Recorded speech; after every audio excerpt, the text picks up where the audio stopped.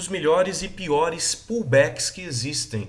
Através desse vídeo você vai conseguir identificar corretamente como identificar e operar esses pullbacks aí da melhor forma e então obter os gains aí que você tanto almeja. Afinal, eu sou o Senna Trader, profissional há 18 anos no nosso mercado e tenho o objetivo com esse canal fornecer conteúdo gratuito de extrema qualidade. Sou conhecido por abrir a mente de centenas de operadores que apenas com os meus vídeos já melhoraram e continuam melhorando a consistência. Eu convido você a participar diariamente comigo da Masterclass, onde eu estou com a minha tela aberta mostrando aí os movimentos do mini índice, do mini dólar e das ações. Através do plano semestral, do plano anual, você pode participar comigo aí todos os dias e entender com detalhes aí o método Oliver Velez. Tá? E também, obviamente, você pode também comprar apostilas separadamente, vai ter esse maior material de day trading aí do país, com 1.100 páginas aí para você identificar todos esses detalhes aí que eu passo nos vídeos, certo? Muito bem. Então, como identificar esses melhores e piores pullbacks? Tá? A primeira coisa importante de você identificar, certo, é se há um suporte ou resistência próxima. Então, isso é a primeira coisa, suporte ou resistência próximos. Isso vai ajudar muito, tá, a questão aí dos melhores ou piores pullbacks, tá? Por quê? O que acontece? Isso aqui é um pullback. É um pullback, tá? Lateral, mas é um pullback, certo? Existe uma resistência ou um suporte próximo? Existe.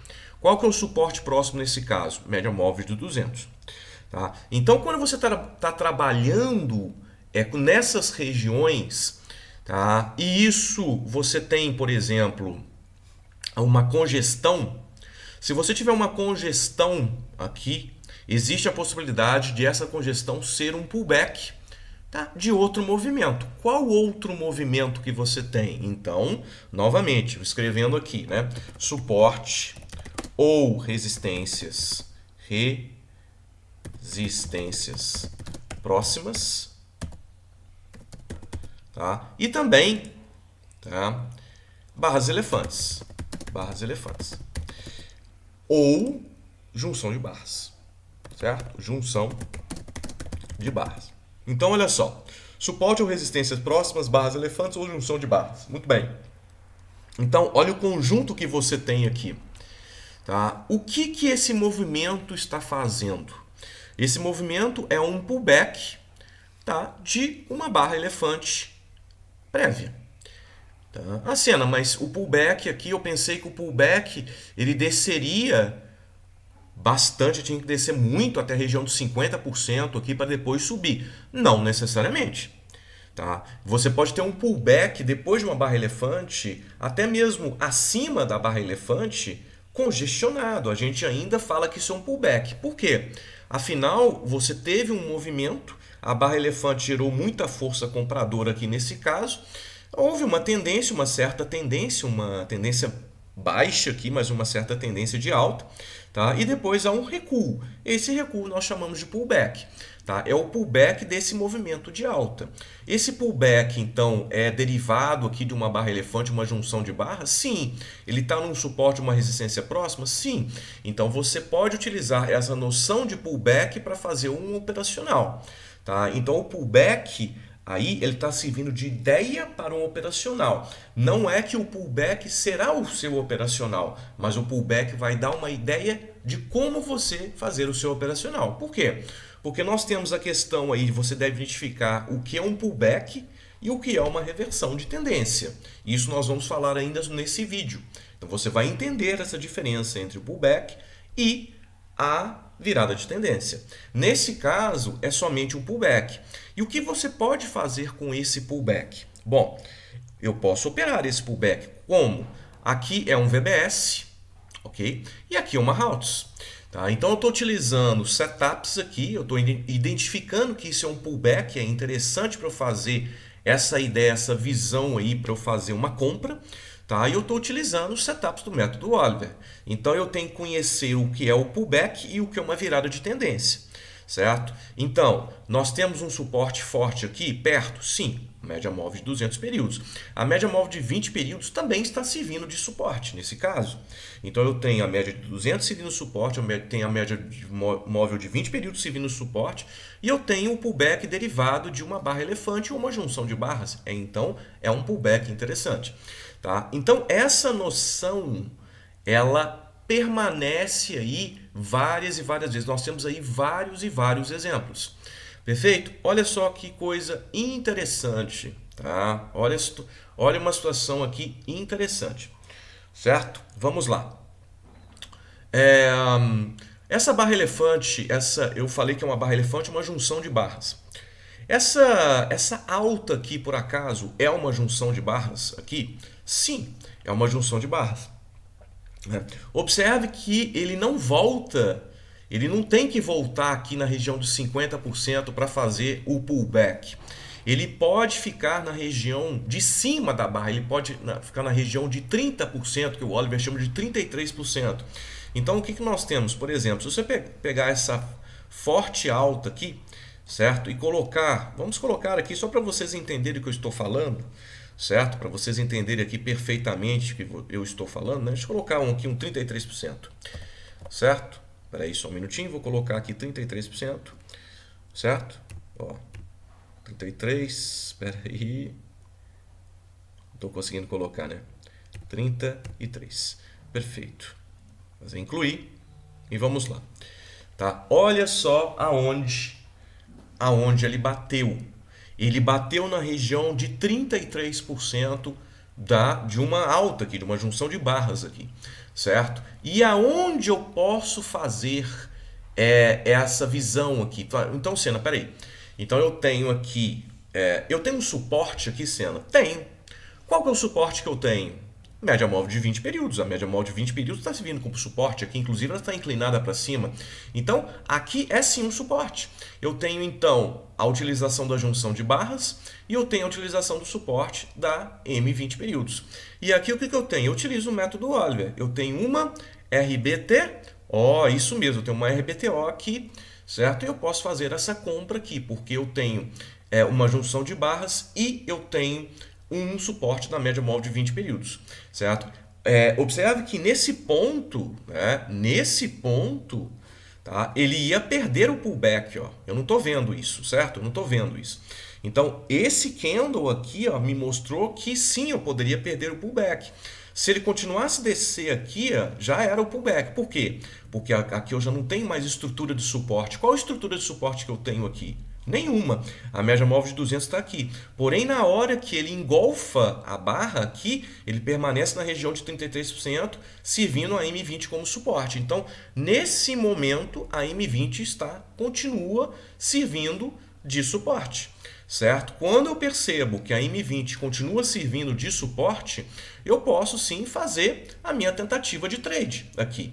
Porque eu tenho o suporte da M20, eu tenho a junção de barras na região de 33%, e eu posso então fazer a operação, certo? É um pullback congestionado, é a mesma ideia do que aconteceu aqui, certo? É a mesma ideia do que aconteceu aqui. Porém, aqui nós tivemos a barra elefante, tinha a M200 e a M20, e aqui, tá? Eu tinha a M20, certo? E a junção de barras. Então, a barra elefante estava aqui, na anterior, e aqui eu tinha um movimento de alto, que era a junção de barras. Ou seja, é a mesma coisa, praticamente a mesma coisa, certo?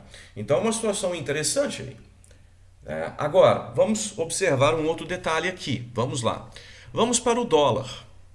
Vamos para o dólar agora. Tudo bem. Tá? O dólar, uma tendência de baixa. Eu posso colocar isso como uma junção de barras inteira. Esquece essa barra. Eu posso colocar como uma junção de barras, né? E beleza. Vamos lá. Aí o que acontece? Ele faz o pullback, né? Aqui. Mas é um pullback que não dá para utilizar porque tem 1.200 aqui, etc. Agora, me foi perguntado ontem na Masterclass, inclusive, se isso aqui era um pullback. Aí, então, vamos analisar. Tá? Será que esse movimento é um movimento pullback operável? Eu posso pensar nesse movimento como uma continuação da queda aqui? eu vou mostrar para vocês por que não. E agora, se você analisou o vídeo anteriormente, você vai entender o porquê não. Na sala, eu já disse, na Masterclass, eu convido todos a participarem da Masterclass novamente, eu já sabia que não era. Tá? Isso é um movimento, não um movimento de pullback, esse movimento é um movimento de reversão de tendência. Por quê? Qual que é a diferença? Vamos lá então. Nesse momento aqui, tá? Eu tenho alguma resistência? Deixa eu tirar esse gráfico aqui que vocês vão entender. Certo? Muito bem. Ok? Mas eu tenho um muro de queda. Eu tenho um muro de queda aqui. Então eu tenho uma junção de barras. Eu tenho um muro de queda aqui. Tá? Mas isso aqui seria o pullback desse muro de queda? Não. Por quê? Eu tenho alguma resistência aqui? Eu tenho alguma resistência aqui? Não. Por quê? A 20 está embaixo e a 200 está embaixo. Então eu não tenho nenhuma resistência aqui para mim. Eu tenho sim uma junção de barras aqui, pode falar que é muro de baixa, muro de queda, mas eu não tenho uma resistência aqui. E lembra que eu já havia dito anteriormente aí no vídeo que os pullbacks são interessantes quando você tem uma resistência ou um suporte próximos? O que poderia ser a minha resistência? Média móvel de 20 períodos, mas ela está embaixo. O que poderia ser a minha resistência? Média móvel de 200 períodos, mas ela está embaixo. Então, quando eu não tenho essa resistência ou suporte pelas médias, isso não pode ser colocado mais como um pullback. Ele pode ser visto mais como uma reversão de tendência. E é justamente o que ele faz. Ele bate aqui, né? Mas aqui ele faz como suporte às médias e aí sobe. Ou seja, esse movimento, inclusive esse movimento, eu falei que era uma reversão de tendência, esse movimento é visto como uma Marching Bull. Uma Marching Bull. Por isso é que uma Marching Bull. Então vamos lá, Sena, o que é uma Marching Bull? Toda Marching Bull ela tem que passar da M20, certo? E ela não pode ter uma M200 próxima. Tá? Então vamos lá para uma Marching Bull. Olha lá, uma Marching Bull, a página 373. Então vamos lá para uma Marching Bull. A Marching Bull, um exemplo clássico aqui da página 374. Observem, será que isso aqui é um pullback? Agora, observe que todos esses movimentos aqui foram pullbacks, né? Pullback, pullback. Observe que esse movimento aqui é interessante, né? Esse movimento é interessante aqui, Ele poderia ser uma reversão da tendência, né? Mas o que acontece? Eu tenho, por acaso, a M20 aqui, tá? Ela até você não tem resistência aqui mais, né? Porém, ele volta a descer, quer dizer, ele tem esse candle de baixa aqui e continua a queda. Aqui é um movimento bem difícil, na verdade, porque aqui não tem resistência, poderia até confundir. Porém, ele não gera uma compra aqui e acaba caindo. Ele te ajuda aqui, porque esse movimento é difícil de você identificar. Agora, esse aqui não, esse aqui é bem fácil, né? O que acontece? Será que esse aqui é um pullback? Não. Como que esse é um pullback? A M200 está lá em cima, ou seja, não tem resistência da M200 aqui. A M20 ficou embaixo. Quer dizer, você não tem nada aqui impedindo de subir. Então isso aqui não é um pullback, isso aqui é uma virada de tendência. E é um setup, inclusive, de virada de tendência. Se você observar, inclusive, na página 374 e aqui, é praticamente a mesma coisa. Tá? Praticamente a mesma coisa. Então, observe esse gráfico, tá? E agora a página 374. Ele cai e depois ele reverte. Só que ele reverte deixando as médias para baixo. Nesse caso, ele deixa a M200 para baixo. Tá? Então haveria sim possibilidade de você comprar na superação desse candle. Certo? Haveria possibilidade de você comprar na superação desse candle acreditando na virada de tendência. Ok? Então, pessoal, esse é o vídeo de hoje. Deixe um like no vídeo, compartilhe esse vídeo. Muito importante a diferenciação entre pullback e virada de tendência. Perfeito? E através disso você pode melhorar muito a sua visualização do mercado e melhorar a sua consistência. Então, agradeço a todos. Mais vídeos virão. É show, sempre show aí, muitos vídeos para vocês. Isso aí.